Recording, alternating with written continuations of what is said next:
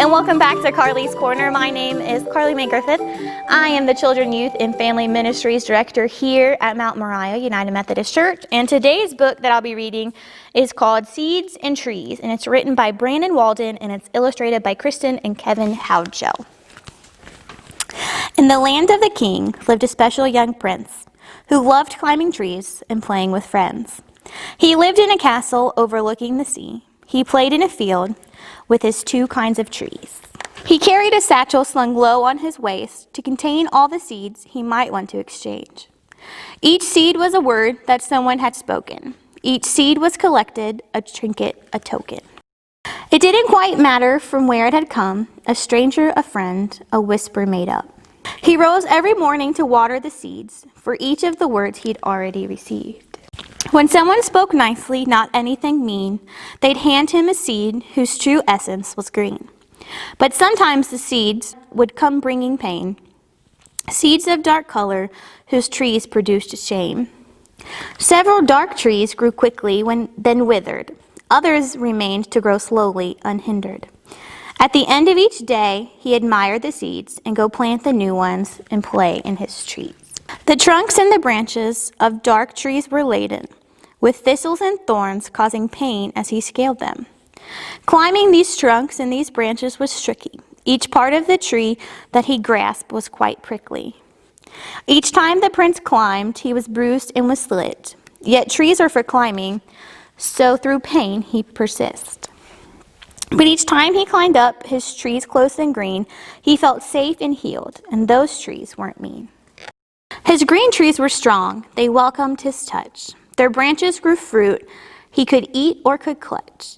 He could sit at the base or climb to the peak. He could rest in the branches or play hide and seek. As years passed, he noticed green trees were weakening. The trunks at the base of the trees needed strengthening. Now the soil had hardened as life was escaping. Their canopies were covered. His dark trees had shaded them. He would plant his green seeds and his dark seeds beside. Then they'd war with each other and try to survive. His green trees were strongest with plenty of light, but his dark trees grew stronger in the darkness of night. They shared the same water and sunlight to grow, but the dark trees were hiding the fruit that would show. The green trees caused life, joy, and peace to grow near, but the dark seeds killed soil and grew trees clothed in fear. The field the prince planted had started to show many trees of two kinds and the fruit that had grown. The fruit fell like seeds to the soil down below, filled with seeds to be gathered or given to sow. The young prince grew strong and became a young man. He continued to plant the seeds placed in his hand. He invited some friends to come play in his trees, but some liked to play in trees from dark seeds. He had one special friend who always spoke true, her words filled with grace, as good friends always do. She never spoke harshly and never spoke lies. She always spoke gently with loving replies. She always gave green seeds and never took back. She never ran out. There was never a lack. Her satchel was filled to the brim, overflowing with green seeds, not dark seeds, each one for the sowing. She watched the prince till, plant, and water his grove. She watched and she waited until asked to go. One day the prince said, "Hey friend, come along." She humbly agreed and began singing a song.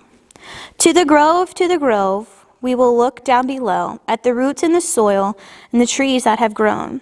We will care for young trees and even plant more seeds. But your dark trees will fall, or as this new life is sown. As he walked in his field with his friend by his side, the young prince took note as his trees came alive.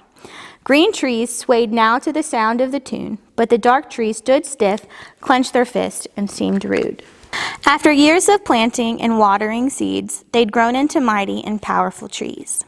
The prince reminisced as he entered the grove. He thought back to each tree and the seed that was sown. He admired the beauty the green seeds created, but noticed at the roots they were sadly ill-fated. His friend came prepared and brought tools along. The prince hadn't noticed, but his friend was quite strong. The tools that she carried were weathered and humble, a pickaxe, a saw, and an old rusty shovel. The friend asked the prince to please pick out a tree, one causing pain that he'd rather not see. The prince pointed up to the skinny, dark mass. His friend said, "Watch this." Then she took out her axe. With one mighty swing, the tree fell to the ground. Then his friend dug her shovel deeply down. The root had to die and be plucked from the dirt. Then the green seed was planted and covered with earth. The prince then exclaimed, "Can you cut down more trees?" His friend said, "Oh yes, I have plenty of seeds." Many dark roots had tunneled so deep that it took them a while to dig underneath. Dark roots wrapped close around the green everywhere, so the friend showed the prince how to tend them with care.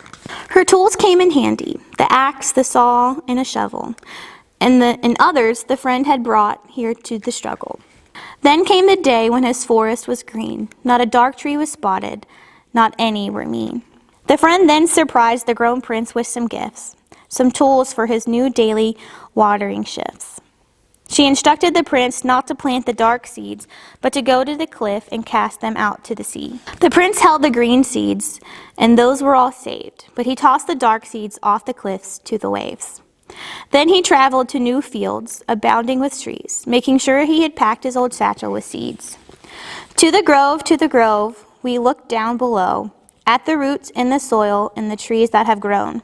We will care for the green trees and even plant more seeds, but the dark trees will fall as this new life is sown. The end. So I hope you guys enjoyed this book. I know it was a little bit longer than the ones that I normally read, but I really love this book because it's a great example how sometimes our hurtful words, even if we don't necessarily mean them, they can affect others and they can overshadow all the good things that we say. And so it's a great reminder that we need to plant green seeds and that we need to say kind words and not dark seeds and say bad words. So, thank you.